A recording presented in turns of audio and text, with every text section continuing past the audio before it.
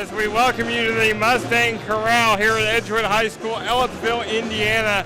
It is the boys' varsity basketball game between the Indian Creek Braves and the Edgewood Mustangs. Glad you could join us for Edgewood Mustang basketball on Smithville Sports alongside Quinn Saturday. I am Nick Jenkinson, and Quinn, while Michigan football has the revenge tour this year, Edgewood's got revenge in mind tonight against Indian Creek, who beat them last year in Trafalgar. Yeah, only one of a couple teams to have beaten them last season. Edgewood went 22-6, actually tied for the lead in the conference with Indian Creek and Cloverdale. Ended up winning the tiebreaker to move on. Now, this is going to be a very huge game. Indian Creek beat them last year. Big game from Zach Pugh, who returns as a senior point guard now for the Braves. But back last season, Trevor Taylor wasn't lighting the world on fire like he was right now. He was just a phenomenal freshman. Now he's just a phenom. Trevor Taylor against Bloomfield, 32 points, career high. Coleman Sater also with 26 against the Cardinals last week as Edgewood won by 19. But the biggest thing for Edgewood so far this season is how well they are shooting the ball from all over the field in every category. And the most impressive thing, they lost a lot of height last season, especially with the loss of Chayton Howard, their big center down low, who is also a good three-point shooter. So you were worried a little bit about this team coming into the season, but JB Neal's kind of revamped them as a three-point specialist team.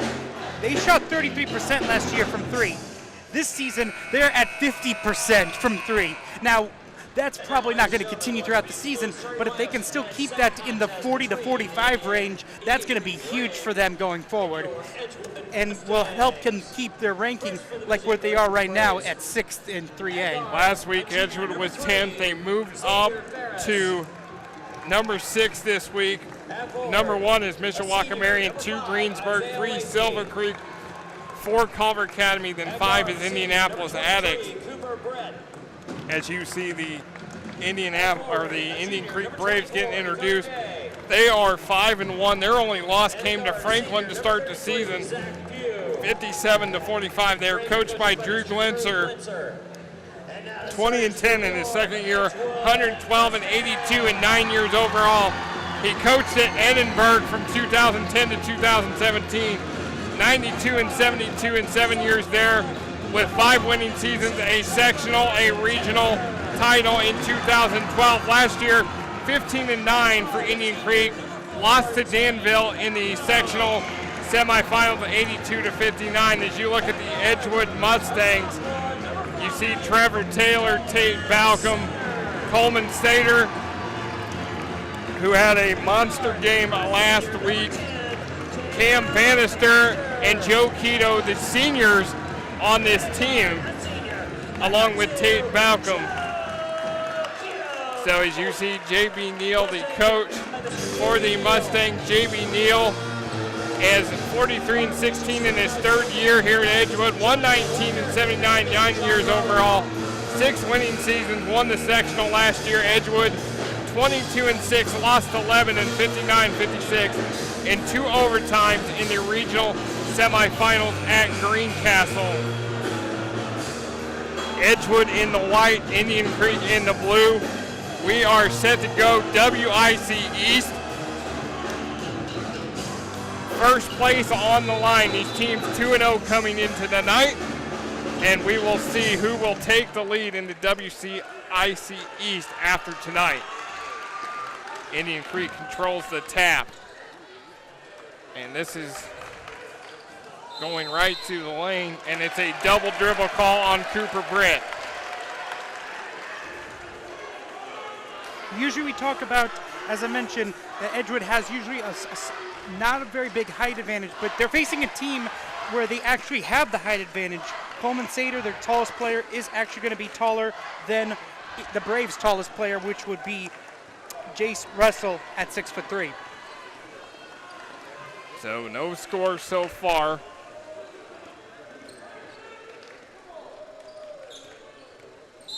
As it is a foul on Edgewood. Personal foul number 2, Keto. And Joe Keto commits the foul. That is his first, team's first. Here's Day. I have a feeling that Indian Creek does not want to really push the tempo. They're a team that averages, coming into tonight, they average 62.3. Edgewood at 73.4. There is a steal, but Indian Creek gets it back. And immediately, ball pressure in the corner is Pugh. He misses the three.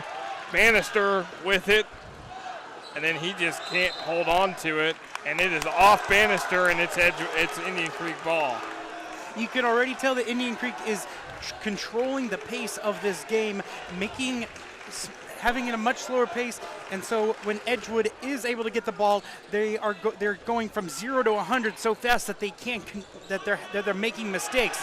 There's a steal. Balcom up ahead. Taylor, and he finishes.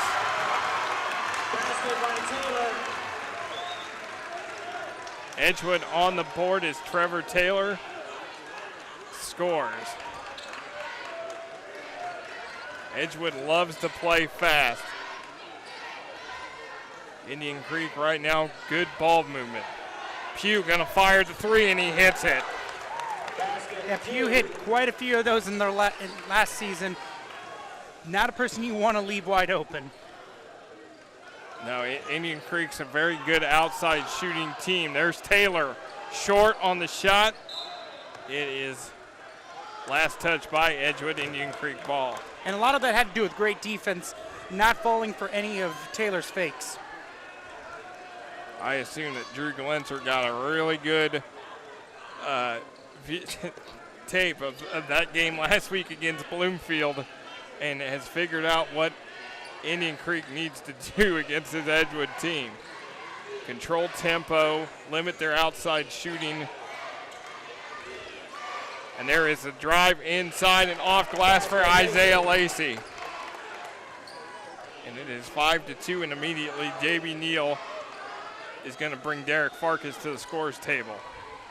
Farkas, one of the many sharpshooters on this that come off this bench on the season. He is 6 of 15 for a nice 40% from three-point range. Edgewood shoots over 50% from the field. Bannister, there's Keto, gets it to Balcom, to Bannister, one-on-one with Pugh, gets it to Sater, baseline, Sater, in and out.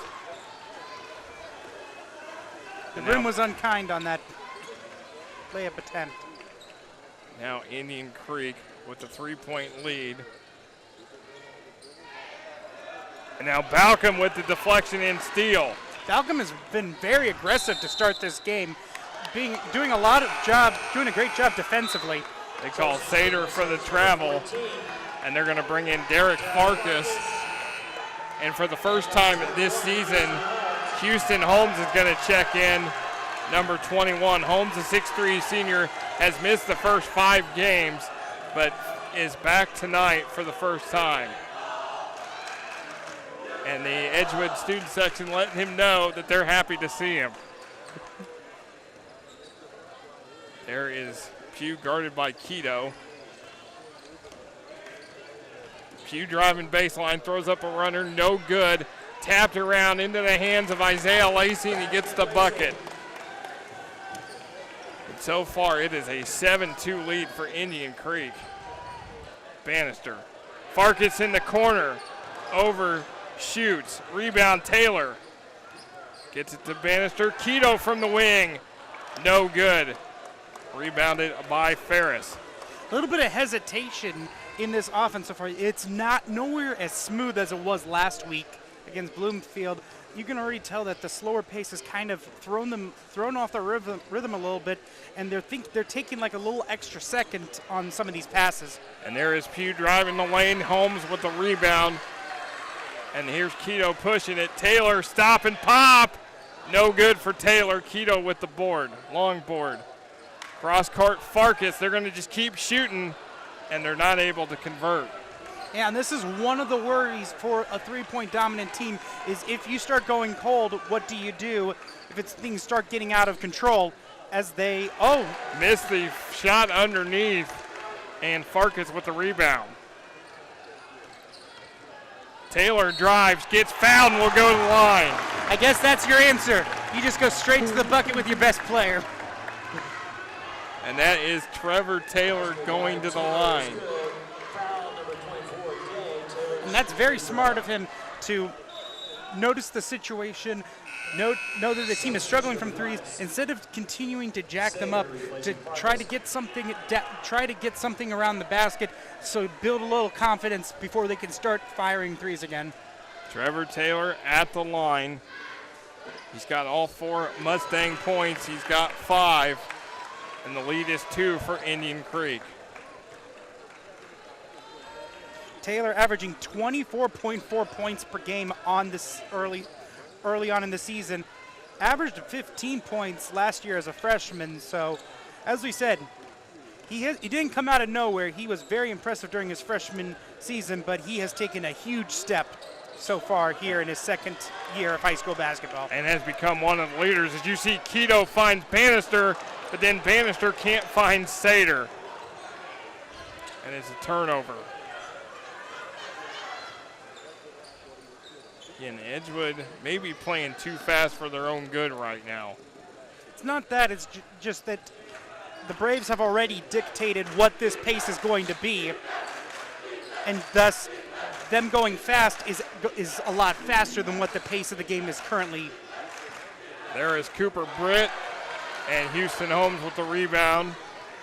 Here is Keto, gives it to Houston Holmes, and then another bad pass by Edgewood. As Indian Creek now going to go with Zach Pugh, the hot hand, and he hits it from outside for his second 3. Here comes Trevor Taylor to the bucket, and J.B. Neal wants a timeout. J.B. Neal did not like something he saw. Yeah, it looks like complaining about Trevor Taylor not getting called for an and one and a technical foul. Refs not putting up with any back talk tonight. Yeah, Trevor Taylor, and that's something that maybe Taylor has still had to learn. We've seen it before. He's lost his temper a few times, and J.B. Neal is able to kind of get him out, settle him down real quick. I saw it at Martinsville earlier this season where he was battling for a loose ball on the floor, and he got called for a technical. So, and you cannot afford to have Trevor Taylor out of this game right now because he has scored all your points for the Mustangs. And he's your leading scorer. So hopefully he'll get calmed down, learn his lesson, and learn that he can't do that. And the officials aren't going to put up with that, and they will. Indian Creek's going to go shoot the technical foul shots. And they're going to put Zach Pugh at the line. So Pugh, first shot is good. He's a 5'10" senior. One of 4 seniors on this team, which comprises half of the team. Only an 8-man roster for Indian Creek. Sorry, a 7-man roster, so more than half. As Pugh hits both, and Indian Creek up by 4 right now. Approaching a minute and a half to go. This is Cooper Britt. Pugh going to put it up in the lane, no good. Holmes with the rebound. Here is Keto to Balcom, and then just short and hit the side of the backboard. Saw a wide open basket and fired just a little too early. As approaching a minute now to go. Braves working it with Cooper Britt. Ferris. There's Pugh, guarded by Keto, was trying to get the screen.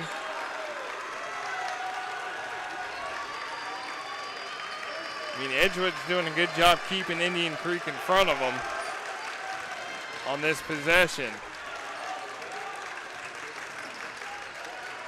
Ferris puts a shot up in the lane, and it gets a nice bounce for Xavier Ferris. 14-7. That was just an excellent possession by the Braves, being able to not only tear off a chunk of time, but also some great passing and wearing out Edgewood. Malcolm gets it to Keto. Taylor puts a shot up, no good. And that's the end of the first quarter. Indian Creek 14, Edgewood 7 here on Smithville Sports. Welcome to Technology Powered by Smithville. Let our welcoming and friendly staff help you with your technology needs. Stop by to get Smithville Cellular Extra plans on the latest devices. Get routers and tech products at great prices. Plus, if you're a Smithville customer, you can pay your bill and change services. Come see us at the Clear Creek Crossing Plaza or check us out at smithville.com/technology. Technology Powered by Smithville, Bloomington's communications and tech store. As we welcome you back to Edgewood High School here in Ellettsville, Indiana at the Mustang Corral. Edgewood held to their lowest first quarter total of the season, trailing Indian Creek 14-7. Their lowest point total before that was 12 at Martinsville, when that was tied at 12-12. So Indian Creek up 14-7. Glad you could join us for Edgewood Mustang basketball here on Smithville Sports alongside Quinn Saturday. I am Nick Jenkinson. And Quinn, we talked about this tempo and the pace that Indian Creek is able to control with so far. Yeah, the pace was set from the get-go by the Braves to slow down the games, to basically slow the game down so that when Edgewood wants to go fast, it becomes reckless fast instead of aggressive fast. Kyle Rogers is into the game for Edgewood. He wears number 13.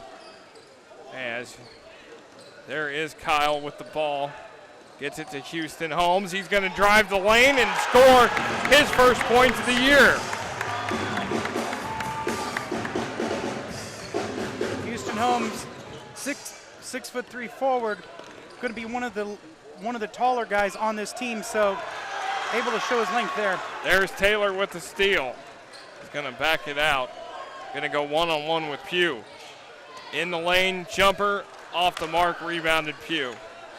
And this has been another thing, is that Taylor hasn't had an open shot. All of his shots have been on the kind of pop and stop. As Xavier Ferris hits the deep three, third three for Indian Creek so far. And Indian Creek kind of picking up where they left off last year. They loved that outside shot. Kyle Rogers gets tripped, no call. Houston Holmes gets another bucket.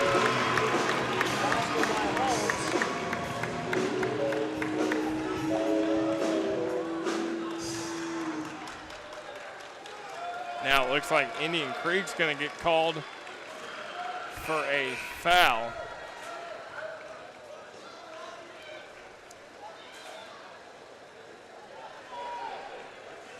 Pass by Holmes is good. So they will count the basket. Personal foul number 5, Lacey. They're going to call it on Isaiah Lacey, his first, and the team's second. There is Keto, Taylor, and Taylor's able to score. Yeah, but if I'm Coach Gletzer, I take that. I would want all of his to be off the bounce, no set shots for him. Taylor's got 9 so far. He has scored double figures every game this season. Ferris. That is Cooper Britt, 23. 24 is Dakota Day. And they call a travel. Very fortunate. I think they got a little help from the Mustang Corral crowd on that one. Approaching 6 minutes to go here. Stay tuned, we'll have a halftime feature for you. As Taylor, and he draws contact.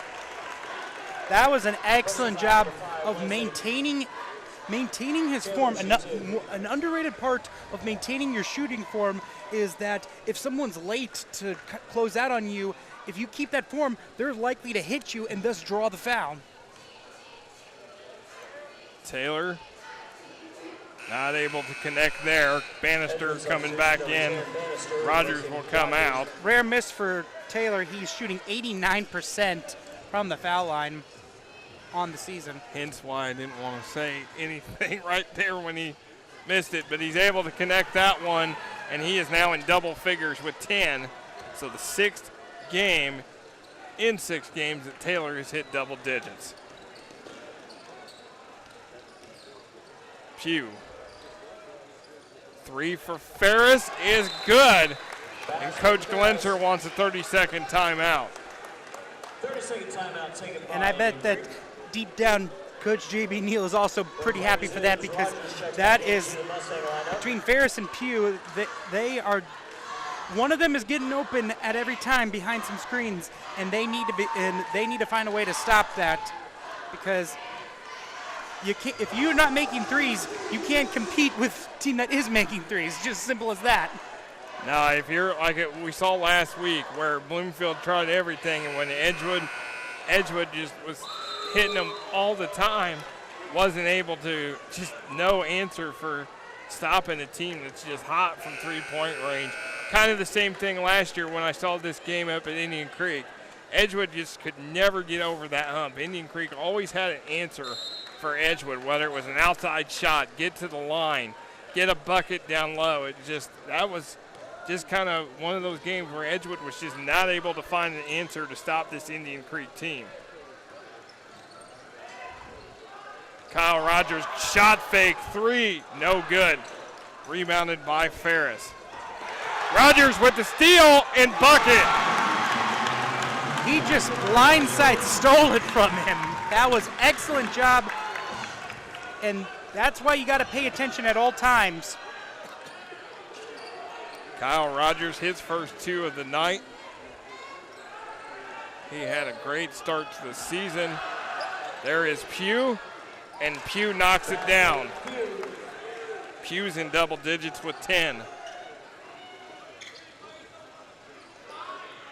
Holmes on the baseline. The feed from Rogers is good for Houston Holmes.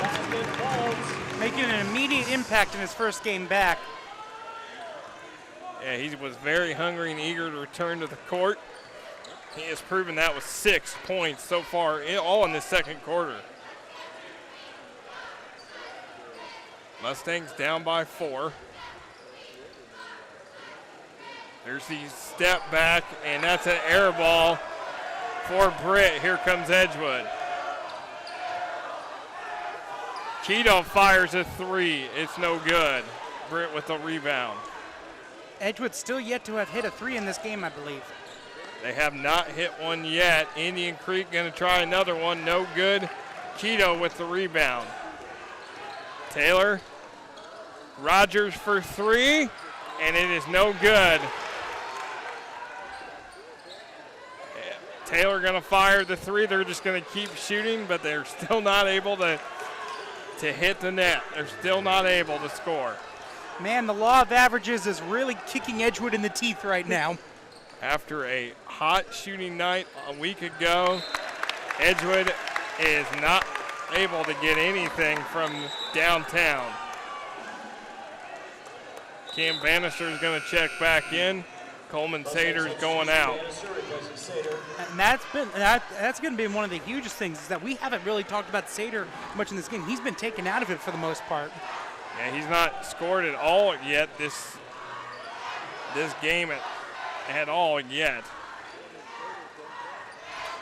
Keto, Holmes, Taylor, shot fake. Gets a hand in his face, draws contact again, and gets to the line.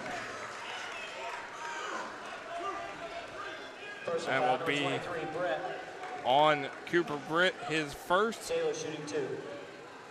Trevor Taylor at the line.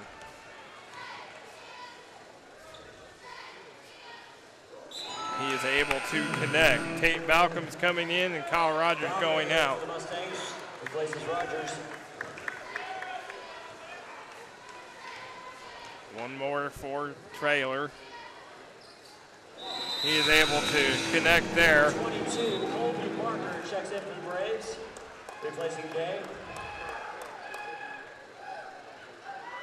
Now substitution for Indian Creek.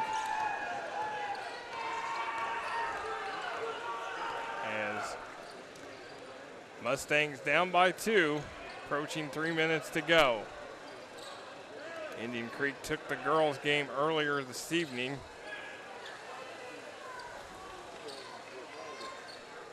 As Ferris gets it to Pugh. Gets it to Britt. And they missed that shot. And that is a basket for Isaiah Lacey. 24-20 Indian Creek.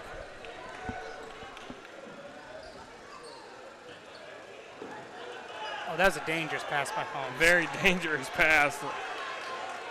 It seems like so far it's kind of like last year as Taylor hits that shot. Every time Edgewood scores, Indian Creek seems to have that answer. Trevor Taylor, though, is still having a game. Pugh, guarded by Balcom. And then Balcom commits the reach-in foul, and he just thinks, I didn't do that. Personal foul, number 4, Balcom. That's his first, team's third. Little known secret, to be a basketball player, you have to believe you've never committed a foul. That's why I'm not a basketball player. Because I know I commit fouls. And a lot of them like to take acting classes as well. I think that's the other thing. You got to be an actor sometimes. As Bannister commits the foul, that's his first, team's fourth. Balcom drawing the defensive assignment on Pugh. There's Ferris, put up a shot. It's short, rebounded Taylor. Mustangs can tie or take the lead. Taylor, Keto. I didn't like that hesitation by Keto. Should have taken the 3. Keto baseline, short. Yeah, and then they ended up with a worse shot because of it. He was double teamed and, like you said, take an ill-advised shot. As Indian Creek still leads by 2.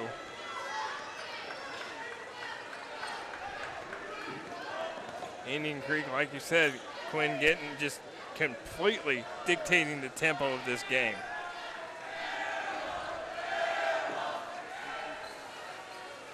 I believe last week the combined score was how many points Edgewood had at halftime. As Pugh gets blocked by Balcom. Holmes with it. Well, Balcom doesn't score a lot. Like you said, he does the little things. And Taylor gets fouled. Well, that was a close call. That was one of those 50-50 charge block calls. First foul, number 23, Brett. That's on Britt, his second. Team's fifth. Taylor back at the line.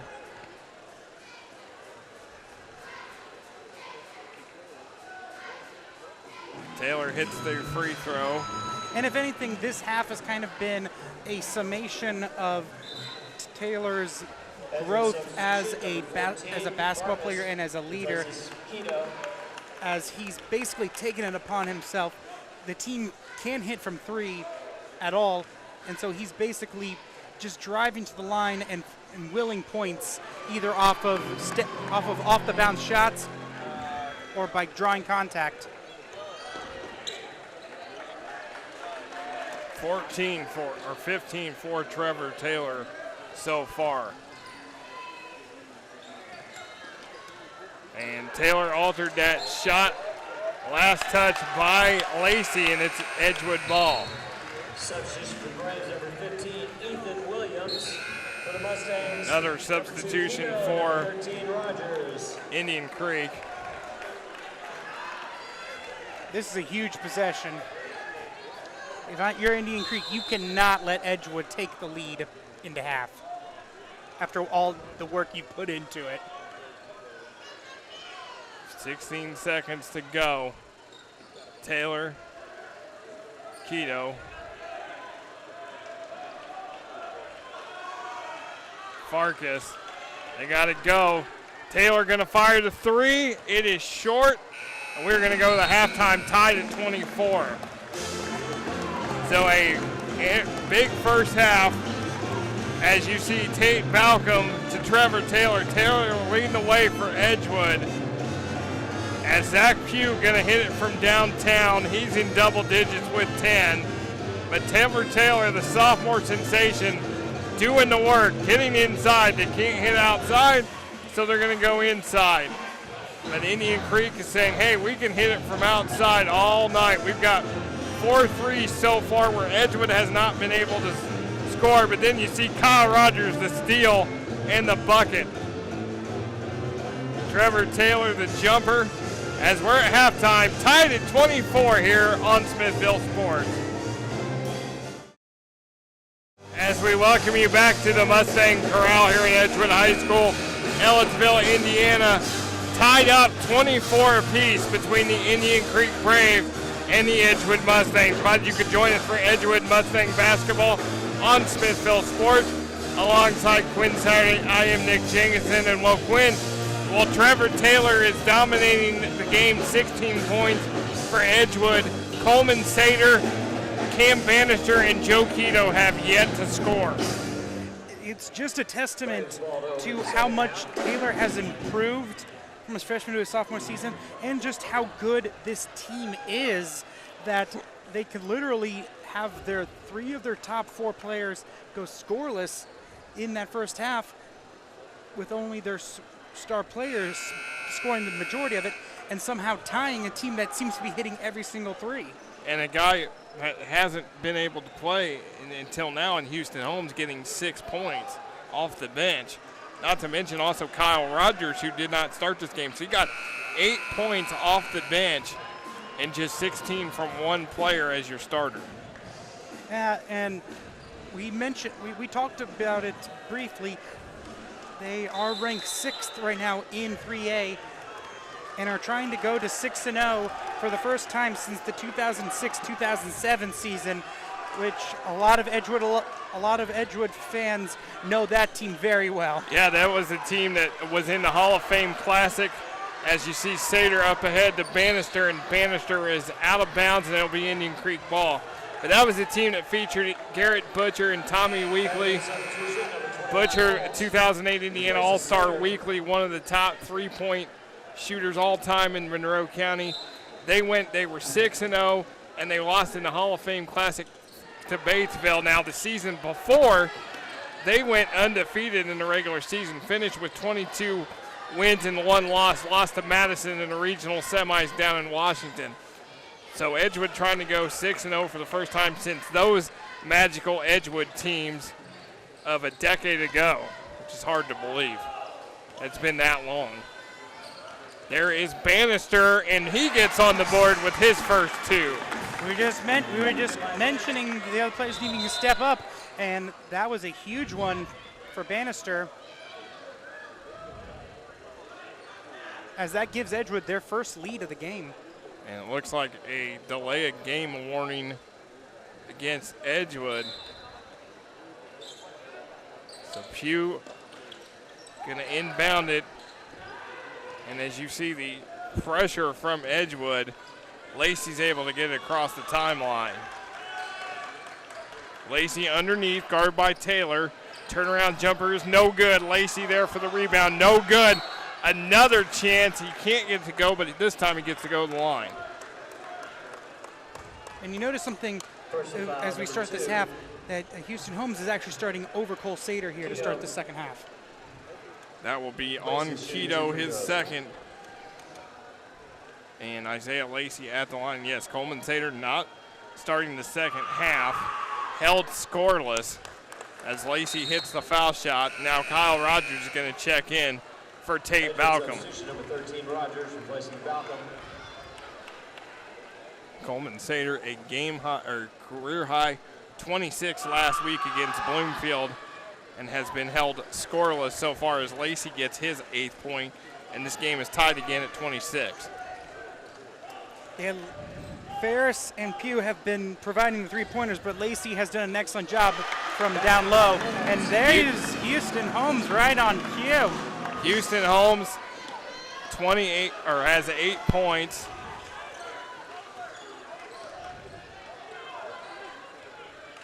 As again his first game back, or first game of the season for the senior. Indian Creek into Ferris, guarded by Keto. Holmes with the rebound, and Keto cleans it up. Baseball pass ahead to Taylor. And then it is kicked. And it will be Edgewood ball.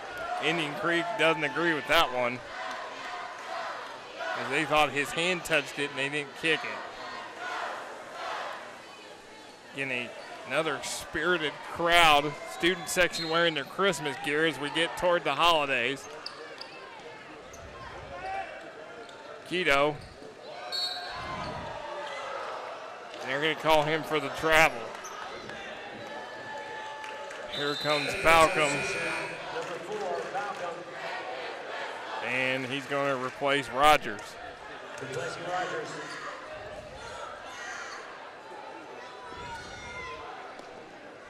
Edgewood ahead by 2. Here comes that pressure. Taylor tried to knock it away.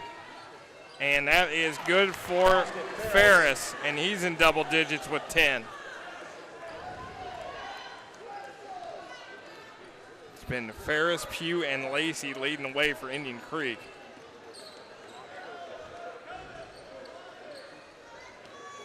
Balcom. Keto. Bannister. Holmes.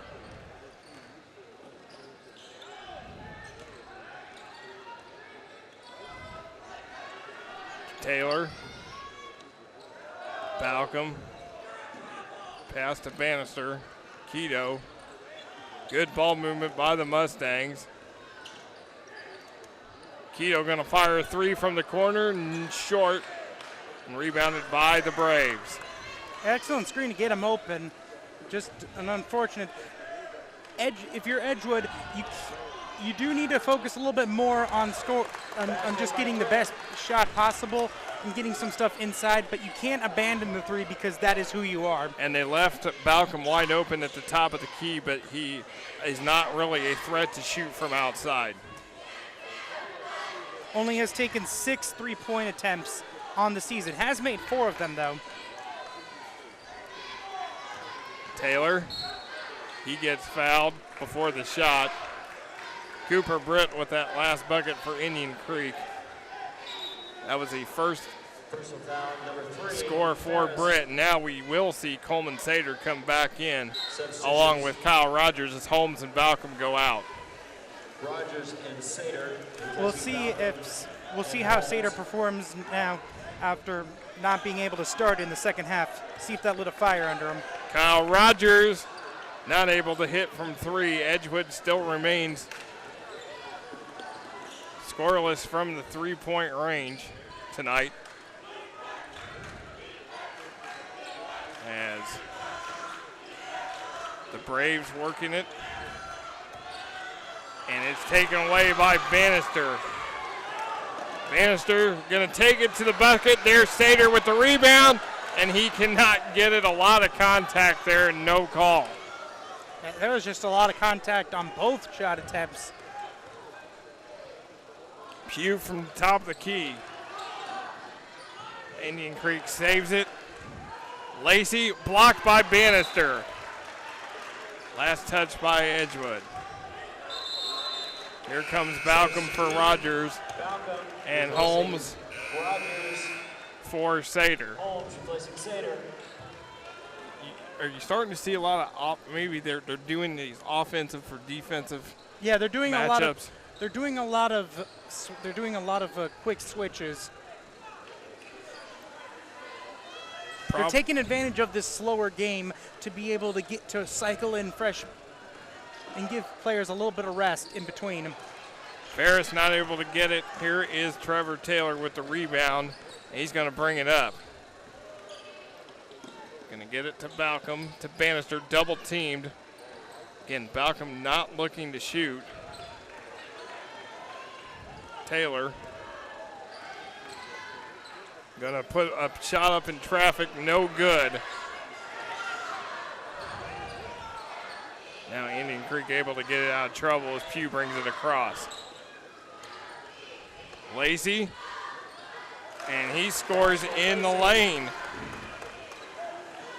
Lead is 4 for Indian Creek. Yeah, there are no true traditional post players in this game, but Isaiah Lacey has done the excellent job of all the players down low, controlling the paint. And he's double team Bannister. Balcom now shoots, and Edgewood still not able to hit from downtown. And at this point, I think it's in their head at this point. Drew Glenser telling them to slow it down. Back it out, set up clock, run a little bit of clock. You're up 4, but you don't want to go too early. To credit Edgewood, they are still fighting to try to change this pace of the game. There is Britt down the lane, and he misses it. Holmes with the rebound. Just a little too strong.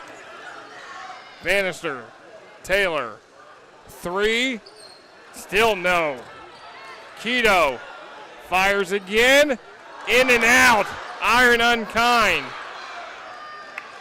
And Balcom and Pugh were fighting for it out of bounds, and it will be Edgewood ball. Like I said, a lot of this is now psychological, especially after that shot.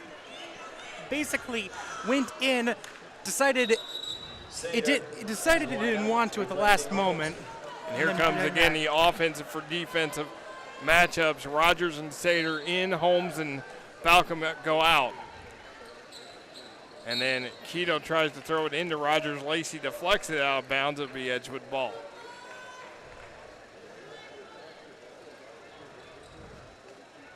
Again, both these teams 2-0 in the WIC East. Winner takes control of the division.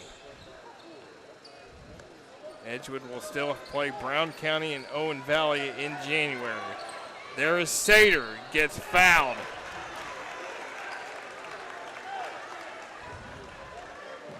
Dakota Day with the personal. His second, team's second. As we'll send the sophomore Sater to the line.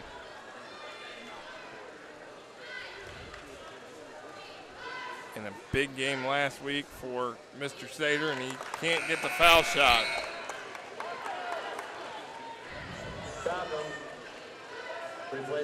Yeah, Sater came into tonight shooting 27 foul shots on the season, just one less than Taylor, so it's a little bit surprising that these are his first foul shots of the game. And averaging 13.4 per game, and he gets his first points of the night as now Holmes comes in and Sater goes out. Balcom remains in. And Balcom deflects it, double teamed in the corner, and they're going to call a foul on the Mustangs. Balcom doesn't agree with it.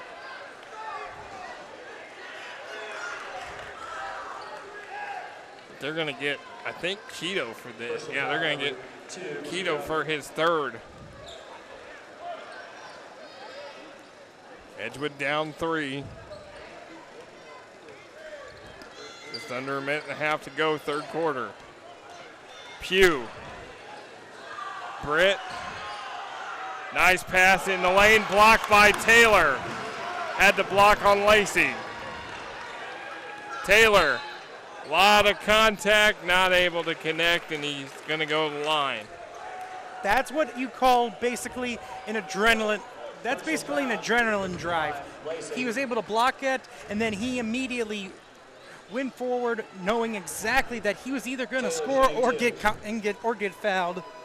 Trevor Taylor, 16 at the break, has not scored in the second half until now with his 17th.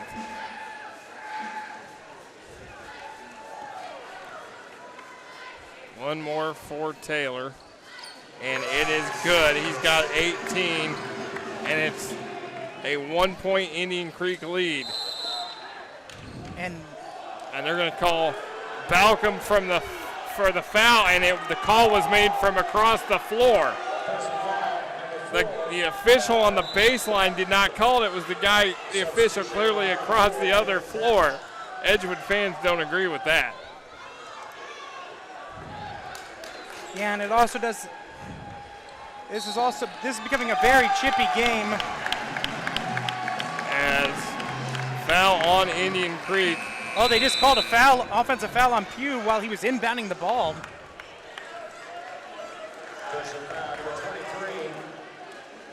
They called on okay. Cooper Britt. I apologize. That is But it's very interesting. These two teams this is only the third meeting between them since Indian Creek only came to the WIC just a couple of years ago, but you can already tell that there's a huge rivalry between them, even with this little history between them. Yeah, the teams are split. Edgewood won here 2 years ago as Britt's able to score. Edgewood won 2 years ago. Indian Creek won last year. And and now that's 4 on Keto. That's huge. As the fact that these two teams have only seen each other for just the third time recently, like I said, it's a nice little rivalry brewing between these two teams. And he's not able to convert. Here comes Edgewood, down 3. Balcom, Rogers, Taylor, Bannister, Balcom, Rogers, 3, got it! Kyle Rogers gets Edgewood his first 3 of the night. Kyle Rogers coming into the night, 10 for 17 from three-point range. 3 different games where he made 3 or more three-pointers. If it isn't Taylor, it's gonna be Rogers who's gonna make that first 3 and break this hurdle. And we're tied at 34. 34 apiece. While we have a moment, we'd like to thank our crew, the hardworking women and men behind the scenes: Annette Bruner, Ethan DeShita, Clemente Tirado on the cameras, Jeremy Nutter on scores, Rob Ramsey, our TV and director, Nadir Noon doing replays. Also, Catherine Jankowski and Nate Alarcon not here tonight. This is our final broadcast for the year 2018. We thank you all very much for everything that you do, and we will be back in 2019, a busy January ahead with Edgewood, Bloomington North, boys and girls basketball, and we look forward to bringing it to you. Especially the Owen Valley game. Yes, Edgewood, Owen Valley comes up the second week of January. Edgewood will be back with Edgewood and Brown County boys and girls doubleheader January the 4th. That will be exciting. And then the next night, Seymour at Bloomington North boys. So it's going to be an exciting time of high school basketball, and we're glad and thank our crew for everything they have done throughout the year. And wish everybody also a Merry Christmas and a very Happy New Year as well. Less than 30 seconds to go here in the third quarter. You expect Indian Creek just to hold this? Yeah, I definitely expect them to. They don't want Edgewood to somehow take a lead. They want it either tied or leading. And there is Ferris going to give Indian Creek the lead. But here we go, Balcom. Oh, he's in and out as we go to the end of the third quarter. Stay tuned, exciting fourth quarter coming up next on Smithville Sports.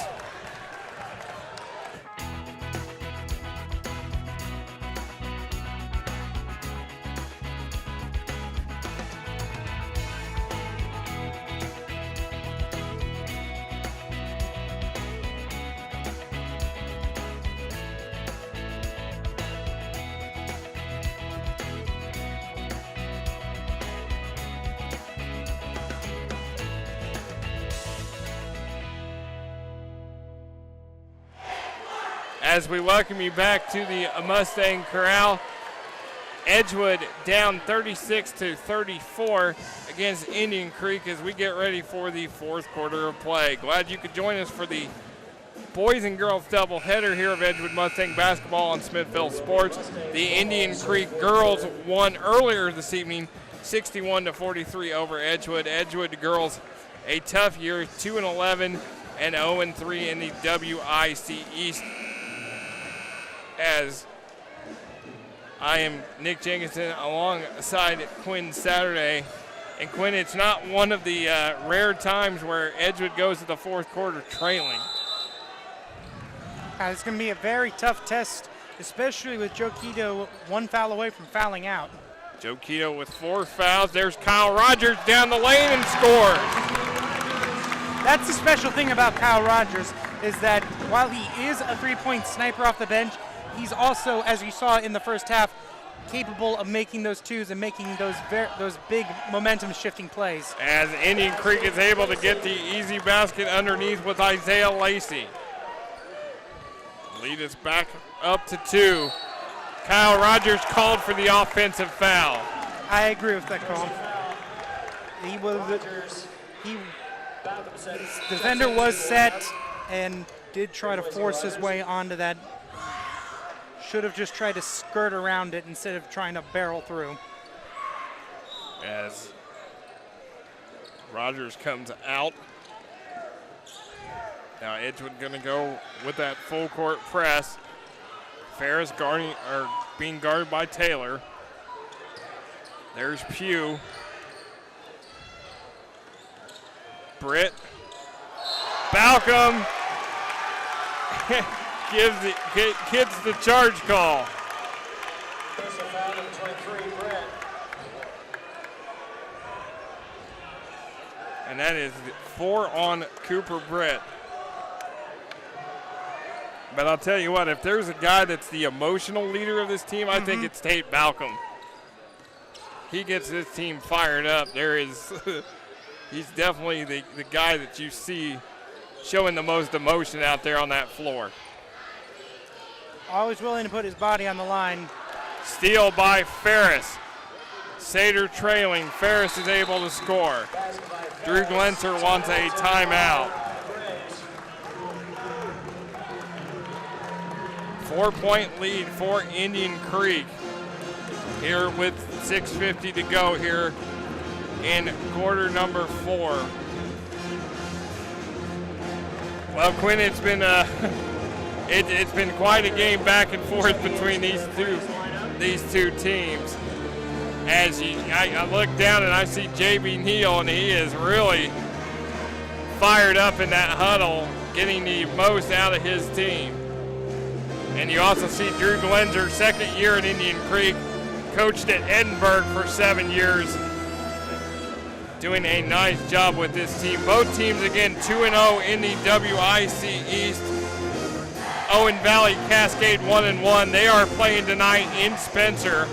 Cascade and Owen Valley, and then Cloverdale and Brown County are 0-2 as they are playing at Brown County. Sullivan leads the West at 2-0. Edgewood will go to Sullivan next week. Greencastle, South Putnam, North Putnam 1-1, along with West Vigo, and Northview 0-2. So the WIC crossover matchups will be in the East Division this year in January, late January. Edgewood is hoping that they will be in that championship game, but Indian Creek is hoping that they will host.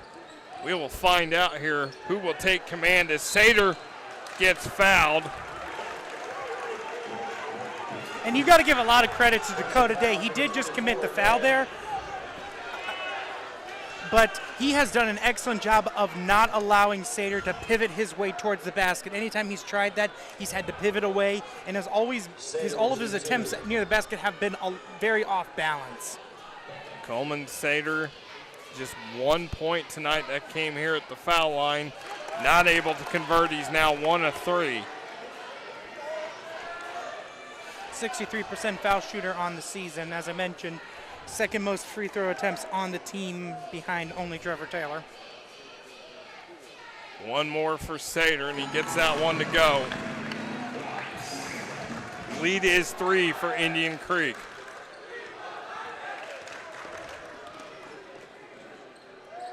And you know that the Braves at this point are not going to try to get in a hurry.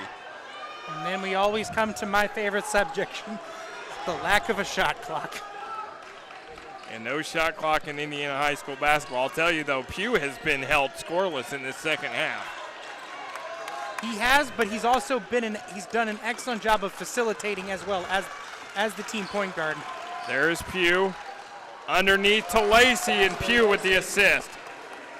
It's plays like that. Even if he hasn't scored in this half, he has still left he has his fingerprints all over the second half. Trevor Taylor gets it to go. Taylor's going to the line. Pass by Taylor is good. Personal foul number 3, Ferris. That's on Ferris. One shot. That is his second.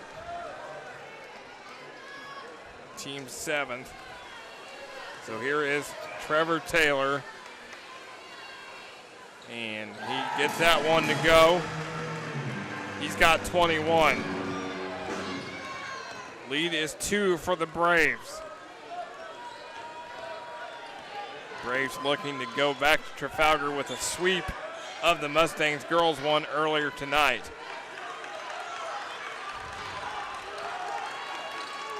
Balcom, Pugh, Ferris, 3, no good.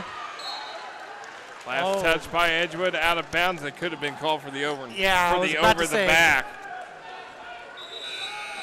Bannister very lucky did not get called for over the back. Now they're going to bring Joe Quito back in with the 4 fouls, replacing Balcom.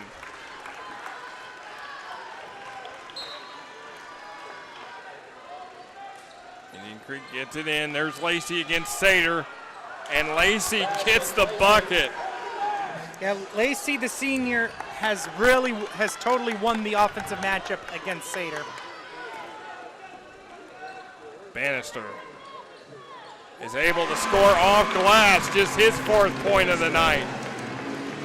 I mentioned in our last broadcast, Bannister, if you're only judging it by this season, you wouldn't know that this guy is a double-digit scorer.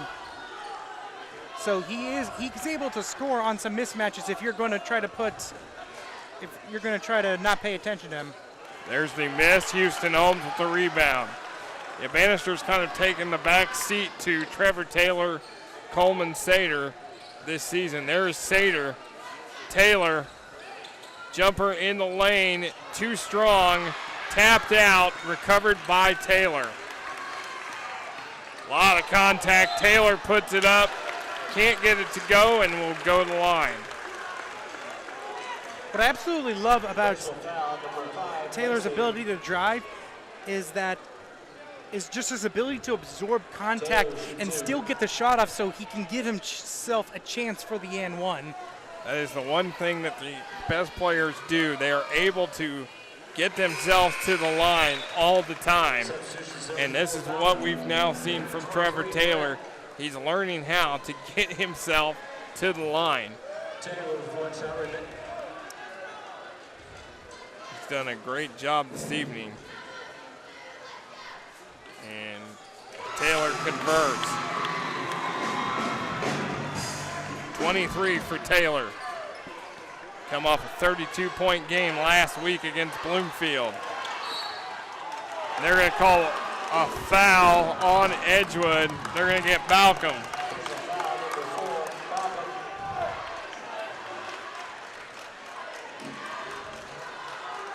So Balcom's going to guard the inbounder, which is Pugh.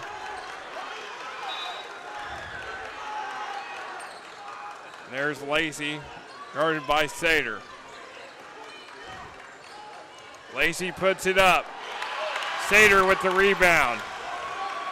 Gets it to Taylor. Balcom, Bannister. Gets it to Holmes. Holmes, too strong. And it will be Edgewood ball as Ferris could not hang on to it. Cheeto and Rogers going to come in. It's going to be Bannister and Balcom going out. You see a lot of those offensive for defensive switches.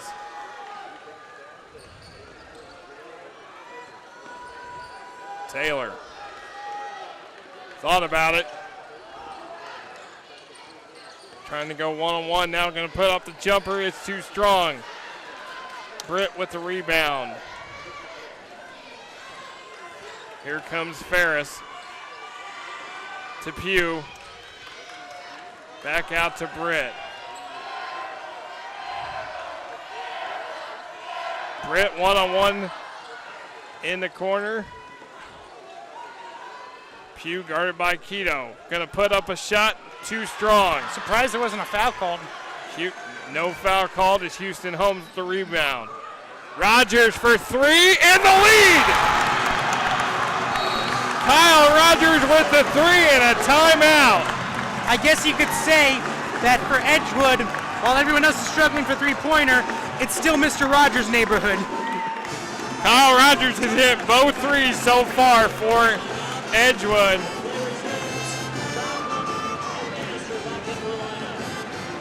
Full timeout for Edgewood as the Mustang Corral is electric with the pep band tonight.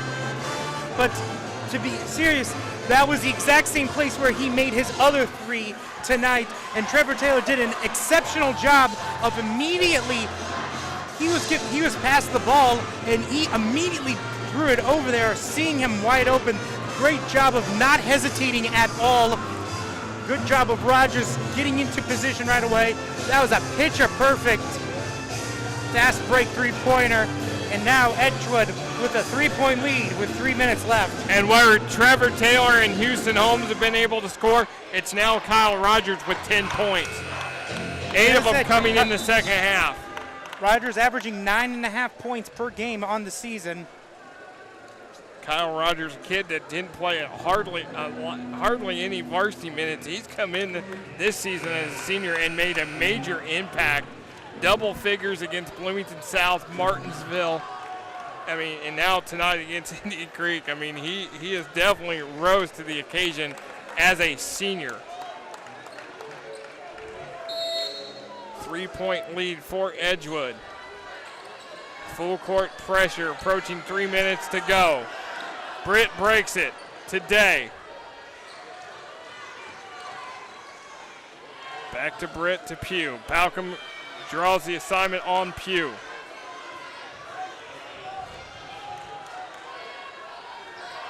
Britt guarded by Bannister. Ferris has it. Going to man right now. 2.5 to go. Pugh to Britt, almost lost it. Pugh in the corner, gets it to Ferris. Good defense by Edgewood. Mustang Corral crowd appreciates it.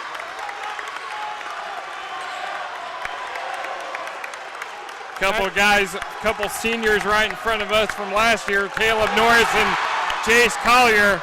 Sater loses it out of bounds.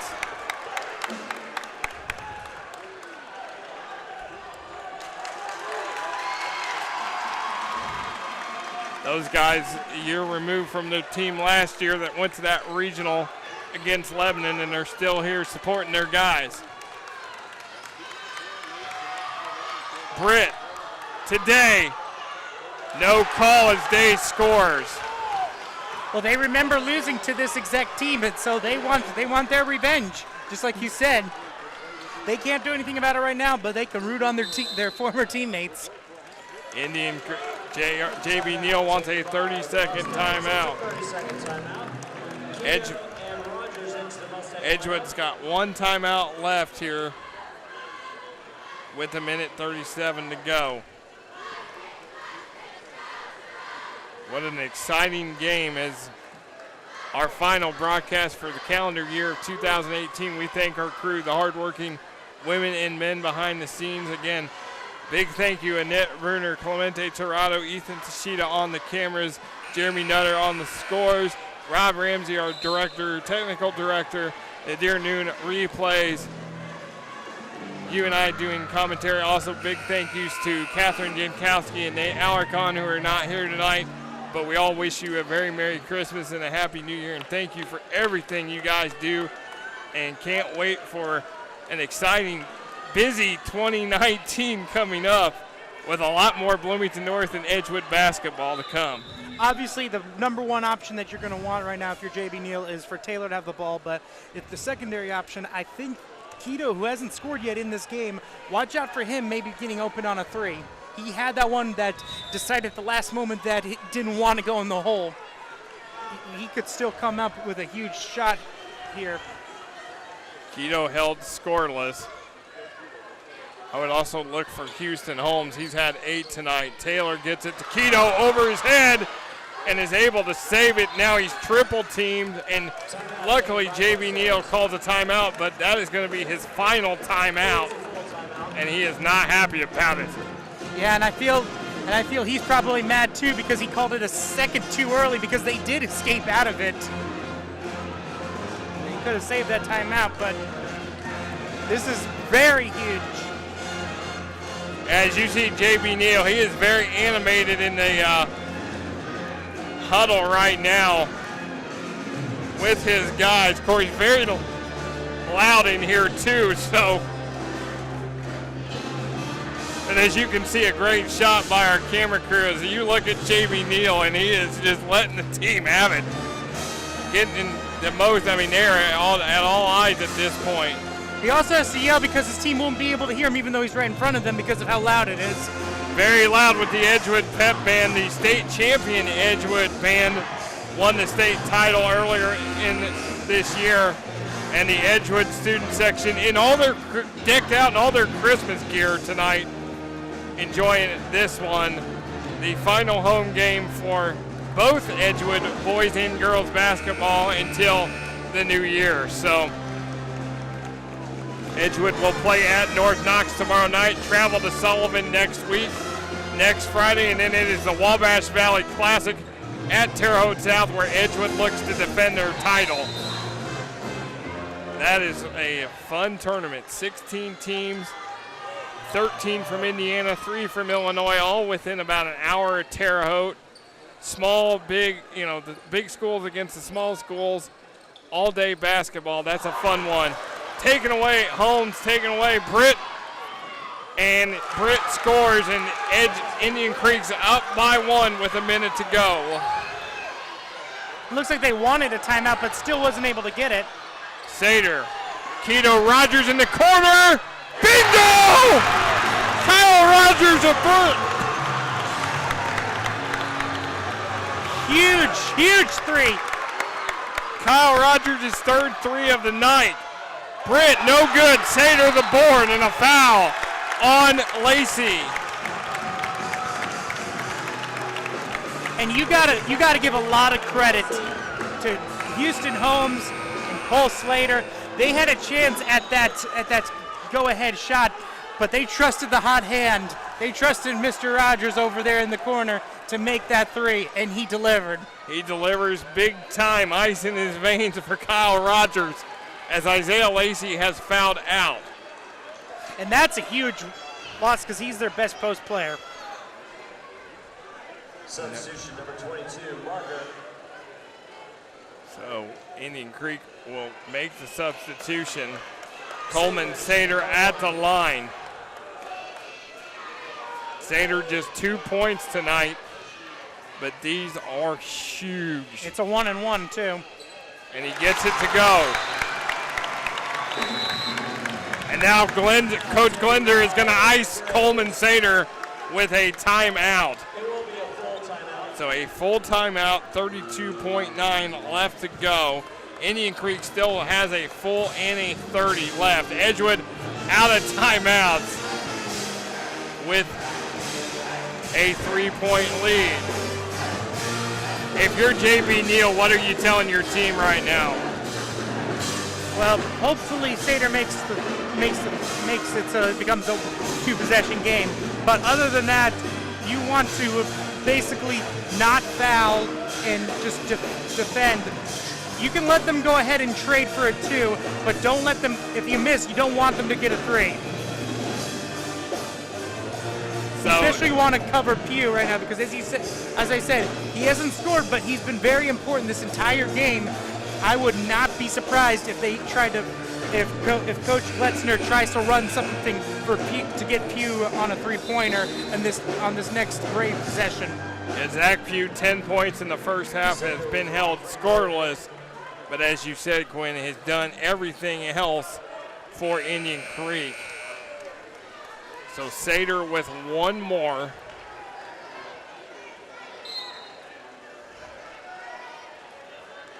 As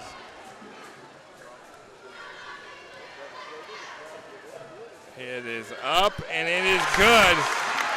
And it is now a 4-point lead. And now you just got to pressure them, but not foul. I repeat, you cannot foul, especially on a 3-point shot. And there is Britt. And they're going to call the foul with the elbow underneath. JB Neal not happy with it. That's on Sater. That is the 7th foul on Edgewood, so it's going to be 1-1 for Cooper Britt. He's got 6 points tonight. And he misses it. Last touch by Indian Creek, Edgewood ball.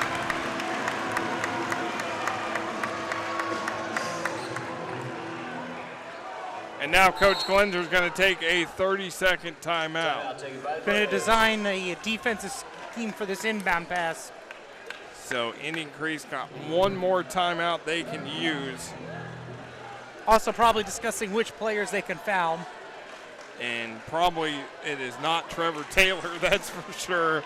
Coleman Sater's had a decent, Coleman Sater has 4 of 6 tonight from the charity stripe.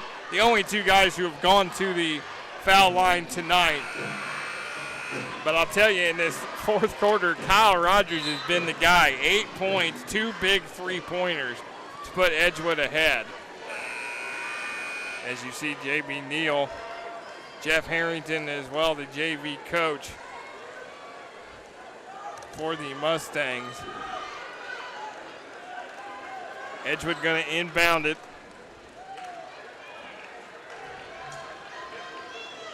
The officials, there's a lot of kind of battling between Taylor and Ferris. Lacey has fouled out. Houston Holmes to Keto, dangerous pass, and now a foul is called. And this will send Keto to the line for the first time. And Keto hasn't shot well from the foul line to start this season, 7 of 13 from the line. So if you're Indian Creek, this is one of the better scenarios. But Keto, it's going to be over his career, has been a pretty decent free throw shooter, so these could be huge ones right here. Keto misses the first one. Edgewood with 2 shots from here on out. Substitution number 15, Williams. Williams comes into the game,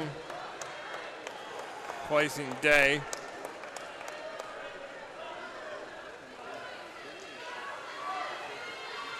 As one more for Keto, and he can't get it. Pugh with the board. Indian Creek, Williams gonna fire, it is off the mark. Tapped out, Pugh for 3, tapped, no good. Into the hands of Kyle Rogers. He's gonna dribble it out, Edgewood's gonna win this and take control of the WIC East. 52-48, what a win for Edgewood. And of course it'd be Kyle Rogers getting his 5th rebound of the season to end the game. As we look at the highlights, a back and forth game. Edgewood able to get some big stops defensively, and Kyle Rogers ice in his veins, putting Edgewood on his back and able to score. The senior, big game for Edgewood. As you see, Isaiah Lacey had a big one as well for Indian Creek. Trevor Taylor leads the way for the Mustangs. As there it is, Kyle Rogers in the corner, money. Not once, but twice, as Edgewood wins 52-48 for all the hardworking women and men behind the scenes. For my partner, Jeremy Nutter and Quinn Saturday, I am Nick Jenkinson. Thank you for watching. Merry Christmas and Happy New Year, and good night from Ellettsville. Xavier Ferris had 14.